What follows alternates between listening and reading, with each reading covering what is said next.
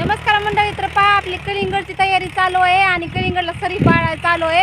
आता सरी पाडायची आणि मंचिंग आथराय चालू करायची. पहा मालक बसले तर ट्रॅक्टरवर आणि आता सरी पाडायला चालू आहे. आता थोड्या वेळामध्येच म्हणजे आपल्या 4-5 दिवसाला कलिंगडची म्हणजे पेरणी चालू करायची, म्हणजे रोप लावायचे.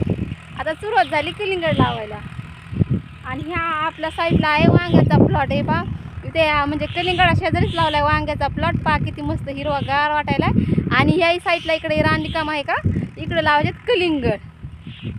कलिंगड लावायचे. पावसाळ्यामध्ये खूपच छान कलिंगड येतात. आणि कसं आहे माहिती आहे का, पावसाळ्यामध्ये कोणता रोग पण पडत नाही आणि म्हणजे काय व्हायरस पण पडत नाही. त्यामुळे आपल्याला कलिंगड लावायचे त्या रिकाम्या रानामध्ये. सरी पाडायला चालू आहे. आता यावरती मंचिंग आथरायच्या, नळ्या आथरायच्या आणि खत टाकायचं आहे आणि आपल्याला कलिंगड लावायला सुरुवात करायची. आणि हा आहे आपला याचा प्लॉट वांग्याचा. पहा किती मस्त एकरभरचा प्लॉट आहे हा. मालक बसले तर सरी पाडायला चालू आहे. मालकाला खूप तहान लागली, आता पाणी आणायचं आहे मालकाला. पहा किती मोठा आहे वांग्याचा प्लॉट आपला. खूपच मोठा आहे प्लॉट वांग्याचा. किती मस्त फुलं पण लागलेत दाट. आणि पहा वांगे पण किती छान छान लागलेत. खूप छोटे पण आहेत आणि खूप दाट पण लागलेत.